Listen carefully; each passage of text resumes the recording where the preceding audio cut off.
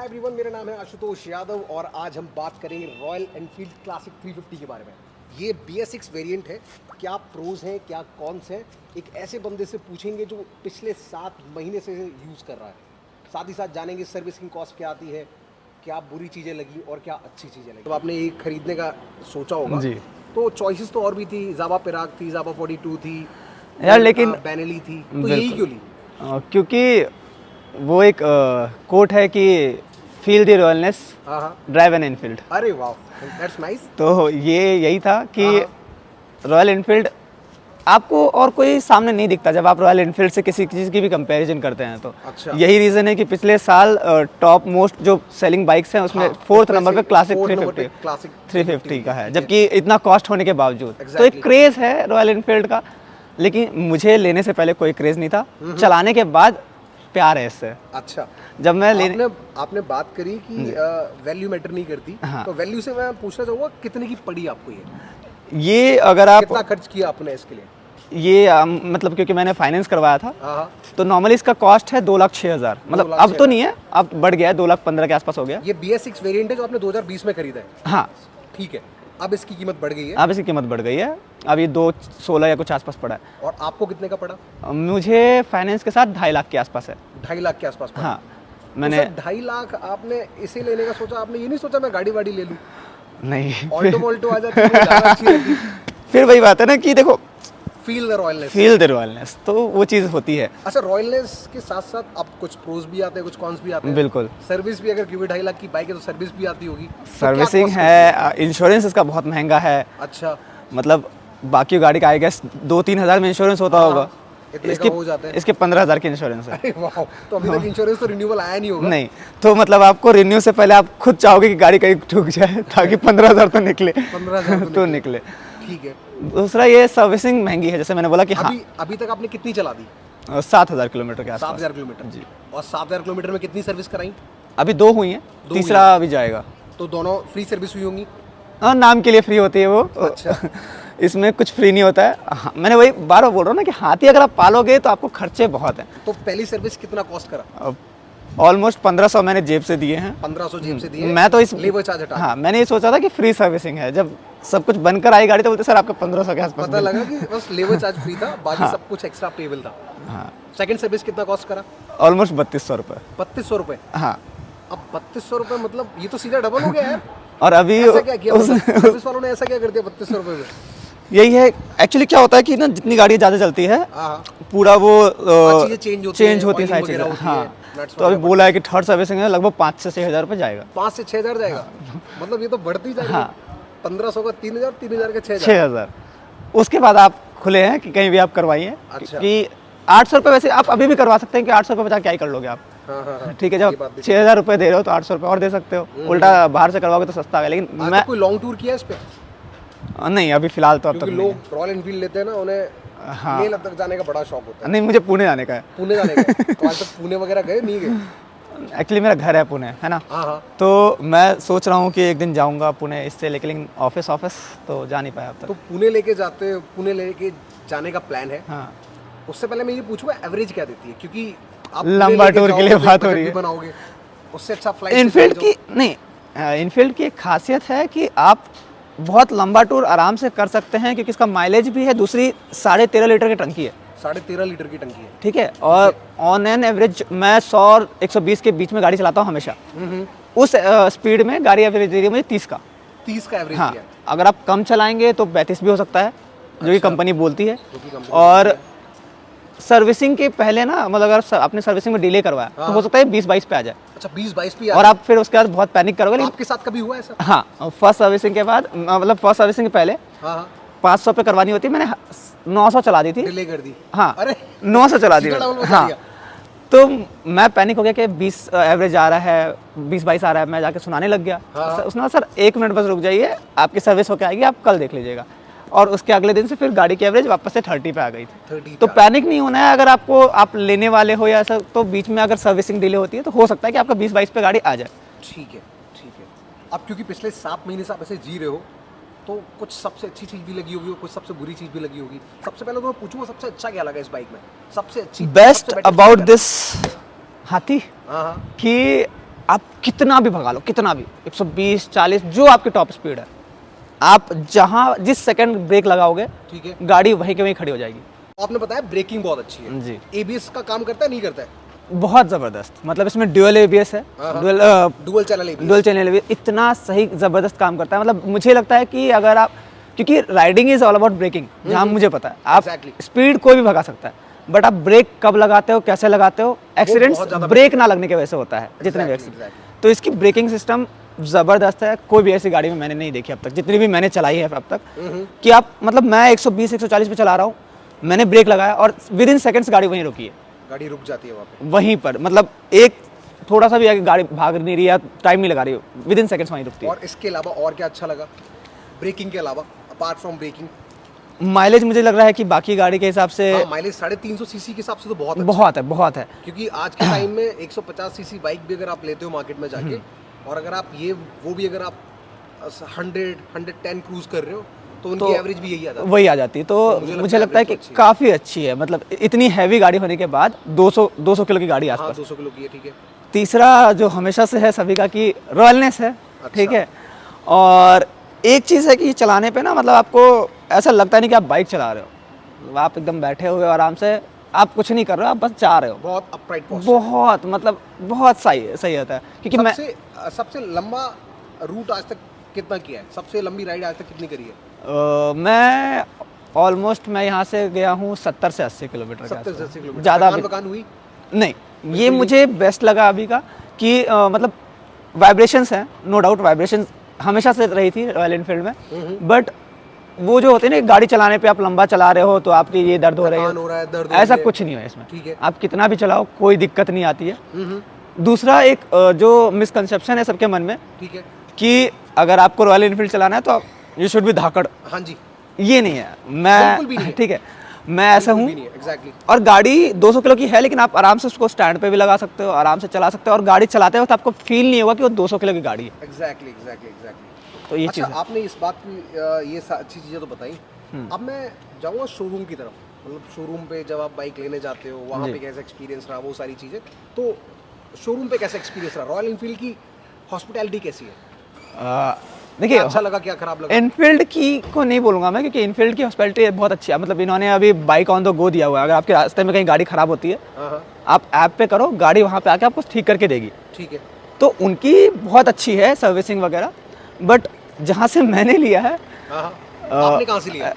मैंने sector 62, Noida sector 62 में सोलेटायर करके है, अच्छा, तो मैंने वहाँ से लिया। एंड मुझे उनकी सर्विसिंग, मतलब अगर मैं स्टार देने को बोलूँ तो मैं 5 में 1 भी ना दूँ, 5 में से 1 भी ना दूँ क्योंकि तो फिर तो आप दे ही नहीं रहे हो हाँ, मतलब ये है कि 1 से कम आप दे भी नहीं सकते हो, 1 से कम आप दे भी नहीं सकते वहाँ के, मतलब ना आपको आप कोई प्राइस नेगोशिएशन कर सकते हो, ठीक है। दूसरा प्राइस नेगोशिएशन इज नॉट, हाँ, क्योंकि आप इनफील्ड खरीदने जा रहे हो, हाँ, आप इनफील्ड खरीदने जा रहे हो, बट एक होता है वे ऑफ बिहेवियर की, मतलब आपसे बंदा बात कर रहा है, यहाँ पे ये हो रहा था मुझे कि हर दिन फ़ोन पे टाला जा रहा था, ठीक है। मुझे अभी तक मेरे सारे गाड़ी के जो पेपर्स वगैरह मतलब आते हैं, गाड़ी का तो पेपर आ गया, बट इसके वारंटी के नहीं आए हैं, 2-4 चीज़ और वारंटी के पेपर्स अब तक नहीं आए हैं। उन्होंने बताया सर मेल कर दूंगा, 7 महीने हो गए, मैं कम से कम 7-8 बार जा चुका हूँ शोरूम में, अभी तक नहीं आए मुझे। तो आपने कोई कंप्लेंट वगैरह नहीं डाली? उसकी उतनी खास जरूरत नहीं है, जो मेन चीज़ है आरटीओ वो सब मेरे पास आ गया है, तो मुझे उतना लगा नहीं। उसके बाद ये था कि आप जब जाओगे वहाँ पर तो आप एक गाड़ी रखी रही थी, ठीक है, मैंने बोला कि मुझे चाहिए, तो बोले सर ये जा चुकी है ऑलरेडी, ये आपको अभी नहीं मिल सकती है, अच्छा, ठीक है। और उसके बाद कोई बंदा आता है मेरे सामने ही अगले दिन, और उसने क्योंकि कैश मिला उसको गाड़ी मिल गई। अच्छा, उसे उन्होंने बाइक दे दी बोली? हाँ, क्योंकि वो कैश में ले रहा था। वाह। तो क्योंकि आप फाइनेंस में जाओगे तो वो टालते हैं कि हो सकता है उनको तुरंत पैसे मिल जाए, इसलिए वो क्या करते हैं, आप कोई वेरिएंट अगर चूज कर रहे हो और कोई बंदा ऑलरेडी उसको लेने वाला है या नहीं भी लेने वाला है, तो बोलते नहीं ये ऑलरेडी जा चुकी है, ठीक है।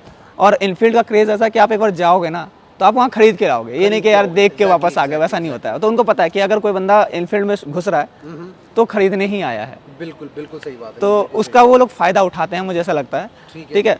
उसके बाद उन्होंने मुझे एक भी गाड़ी के बारे में कुछ बताया नहीं कि गाड़ी ये हो सकती है, सर्विसिंग के बारे में, क्योंकि जब ये ऑलमोस्ट मुझे अब पता चला कि जितने भी BS6 के मॉडल हैं क्लासिक में, BS6 में, ठीक है, उस सब में ऑयल लीकेज की प्रॉब्लम है। अच्छा, ऑयल लीकेज की हाँ, प्रॉब्लम है। ये जो यहाँ पे है ना, यहाँ से पूरा ऑयल लीक हो गया, पूरा काला काला हो जाता है। कहाँ से? यहाँ से यहाँ से यहाँ से ऑयल लीक होता था, ठीक है। ये जो सारे है ना, यहाँ पे फिल्टर्स होते हैं, हाँ, इससे निकलते थे और पूरा ये गंदा हो जाता था।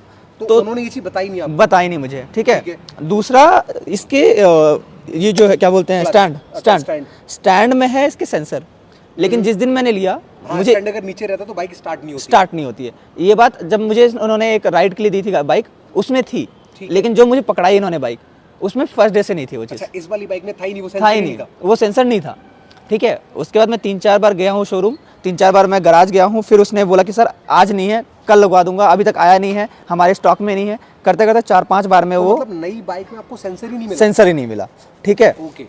और 2-4 चीज़ मतलब ऐसे। दूसरी चीज़ ये कि जो आपने ऑयल लीकेज का प्रॉब्लम बताया, ये बहुत बड़ा प्रॉब्लम है।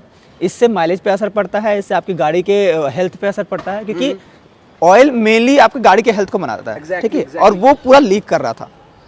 तो ऑयल लीक कर रहा था, फिर ठीक कैसे हुआ? मतलब ये वारंटी में कवर हो गया? हाँ, वारंटी में कवर हो गया। ये जो बीच में यहाँ पे ना फिल्टर होते हैं, ठीक है, तो वो सही से लगे नहीं थे। अच्छा, ठीक है। तो ये सारी BS6 में प्रॉब्लम है, आपकी नहीं हुई? नहीं, मुझे पहले ऐसा लग रहा था कि सिर्फ मेरे में, फिर बाद में मैंने जब पढ़ा है बहुत सारे रिव्यूज, तो बहुत लोगों में ये दिक्कत आई है। अच्छा, बहुत लोगों की बाइकों में प्रॉब्लम है। हाँ, और BS6 के साथ एक और दिक्कत है। अमन भाई, मैं एक मिनट के लिए रुकना चाहूँगा। अगर आप BS6 बाइक लेना चाहते हो क्लासिक 350, तो उस चीज़ में ये चीज़ आप नोटिस कर लेना, अगर बाय एनी चांस ऑयल वगैरह निकल रहा है तो वो बाय डिफॉल्ट पीछे से आ रहा है। हाँ, पैनिक होने की दिक्कत नहीं है, पैनिक होने की प्रॉब्लम नहीं, तो वो वारंटी में कवर हुआ, वारंटी में कवर हो जाएगा, वो हो जाएगा। हाँ, और आपने कुछ पे किया? मैंने उसके लिए कुछ पे नहीं किया। एग्जैक्ट, ठीक है। अपार्ट फ्रॉम दिस और क्या हुआ? सेंसर का आपने बताया और तेल का बताया। तो तेल एक बारी में ठीक हो गया था या फिर टाइम लगा? यार ऐसा था कि एक बार उन्होंने ठीक करके दिया, फिर बोला ठीक हो जाएगा, ठीक है, फिर 2 दिन चलाया, फिर वही हो गया। अच्छा, 3 बार उन्होंने फिल्टर चेंज किया है, उसके बाद ही जाके ठीक हुआ है। Okay okay okay okay okay. उसका कुछ एक्स्ट्रा आपको नहीं, पे कुछ नहीं करना पड़ा, बट ये कि आपको ना बार बार सर्विस जाने के लिए जा रहे हो, वहाँ पे टाइम वेस्ट हो रहा है। समझ गया। हाँ, तो वो सारी चीज, हाँ, लेकिन हो गया, तो वो चीज़ आती है। BS6 में मैंने सुना है वाइब्रेशंस वगैरह का इशू है, मतलब बोल्ट वगैरह ढीले हो जाते हैं, कुछ इसका भी इसके साथ भी कुछ ऐसा है? इसका मैं लाइव एग्जांपल आपको दिखाता हूँ। ये देखिए, ये आप हाथ से घूम रहा है मेरा ये। अच्छा, ये वाला बोल्ट जो है, हाँ, ये निकल भी जाएगा इस हिसाब से? हाँ, ये निकल जाएगा। अभी इसको टाइट करवाना है मुझे। और ये क्यों है ऐसा? ये ऑलमोस्ट आपको, अगर आप ये गाड़ी ले रहे हैं तो आपको महीने में एक बार जाके चेक करवाना है और सारे बोल्ट टाइट करवाने हैं, क्योंकि इसमें वाइब्रेशंस इतना है कि यहाँ का, मेरे यहाँ के 2-3 बार नट खुल के नीचे गिर गया, मुझे पता भी नहीं चला। तो नट खुल के गिर जाते हैं, आपको पता नहीं चलेगा। तो आप या तो खुद ही, क्योंकि एक चीज़ अच्छी है रॉयल एनफील्ड की कि आपको बार बार शोरूम जाने की जरूरत नहीं पड़ती है या सर्विस सेंटर में। इनके स्पैनर्स में सारी चीज़ें हैं, जिससे आप पूरा गाड़ी खोल के बंद कर सकते हो। अच्छा, ठीक है, अच्छा है। तो ये आप घर पे कर सकते हो। हाँ, घर पे कर सकते हैं। मतलब इनडायरेक्टली कहने का मतलब ये है कि बोल्ट वगैरह ढीले हो जाते हैं वाइब्रेशंस की वजह से। हाँ, आपको टाइम टू टाइम करते रहना है। With in span of 1 month आपको करना, या तो आप सर्विस सेंटर जाइए, आप खुद कीजिए। ओके। जैसे मैं तो हर 2 से 3 दिन सीट निकाल देता हूँ इसकी, ठीक है, घर पे। ठीक है। तो आपको जैसे बाकी गाड़ी में आपको कुछ भी करना हो तो आपको जाना पड़ता है गैराज पे, यहाँ पे वैसा कुछ नहीं है, आप खुद सारी चीज़ें कर सकते हो। और वो एक फील भी देता है गाड़ी से टच होने का कि हाँ। इसके अलावा BS6 वेरिएंट में एक और मेजर इशू है जिससे लोग पैनिक हो जाते हैं, मैं भी हुआ था। तो मैं आपको दिखाता हूँ, इधर आइए। ये साइलेंसर का जो है, यहाँ ये मेनली BS6 की जो पहचान है वो यही है, ठीक है। और जितनी भी गाड़ियाँ आ रही हैं अभी, आप देख रहे होंगे इसको, ये थोड़ा ब्रासी कलर का हो गया, हाँ, पीला पीला हो गया। इसका ऊपर वाले का कलर चेंज है, नीचे वाले का साइलेंसर का कलर चेंज है। जब शुरुआत में आती है तो पूरा क्रोम होता है, ये पूरा क्रोम होता है, लेकिन ये हीट की वजह से ये चीज़ आती है। और कुछ लोग इसको देख के पैनिक हो जाते हैं कि हमारा खराब तो नहीं हुआ, बट कुछ खराब नहीं हुआ है। कंपनी खुद वहाँ पे सामने लिखा हुआ है शोरूम में कि ये चीज़ ऑलरेडी कंपनी की ओर से दिक्कत है और सारी गाड़ियों में है। दूसरा, मैं ये बोलूँगा कि ये लोग ना ये वाला रॉड धरा देते हैं आपको। अच्छा, ठीक है। तो ये रॉड कंपनी से आपको मिलती है? नहीं, मिलती नहीं है, वो आपको ऑप्शन देते हैं। हाँ, आप ऑप्शन देते हैं, बट वो उनका ऐसा इंटेंशन होता है कि आप यही वाला लो, ठीक है।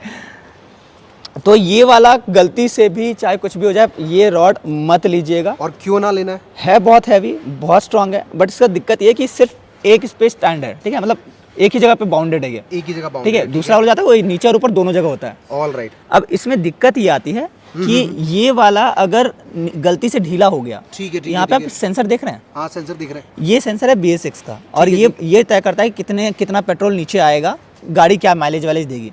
गलती से भी अगर इसमें थोड़ा सा भी टच हुआ, क्योंकि जो ठीक है, ठीक है। ऑलमोस्ट टच्ड है, हाँ ठीक जी। है, तो ये सेंसर जाएगा, सेंसर गया तो आपकी गाड़ी पूरी जाएगी। ओ हो। तो आप वो जो विंग वाले आते हैं, आप विंग वाले वो जो आते लगवाइए, क्योंकि वो इसमें टच नहीं होता, वो यहाँ पे लगता है, वो इसमें कभी टच नहीं होता। तो कहने का मतलब ये है कि इसमें सेफ्टी कम है हाँ, साइलेंसर के लिए, साइलेंसर के वैसे लिए। सेफ्टी बाकी अच्छी है, बहुत है, स्ट्रांग है, क्योंकि- बहुत हैवी है, लेकिन क्योंकि सिर्फ एक जगह से अटैचमेंट हाँ। है। तो कोशिश कीजिए कि जब आप बाइक ले रहे हो तो ये वाला जो लेग गार्ड है वो ना लगवा के आप दूसरा वाला फिंग वाला लगवा लो। हाँ, वो ज़्यादा इंपॉर्टेंट नहीं, क्यों? क्योंकि यहाँ पे सेंसर लगा हुआ है BS6 का, और अगर ये टूटा तो प्रॉब्लम हो जाएगी, आपको खर्चा मोटा देना पड़ जाएगा। कुछ और निगेटिव लगाओ आपको। नेगेटिव इसमें ये है कि नेगेटिव नहीं, ऑल्दो कि ऐसा है कि इसमें ना मीटर गॉज नहीं है, फ्यूल गेज नहीं है। फ्यूल गेज नहीं है, तो इसमें दिक्कत ये आती है कि आपको पता नहीं होता कि कितना पेट्रोल है, ठीक है।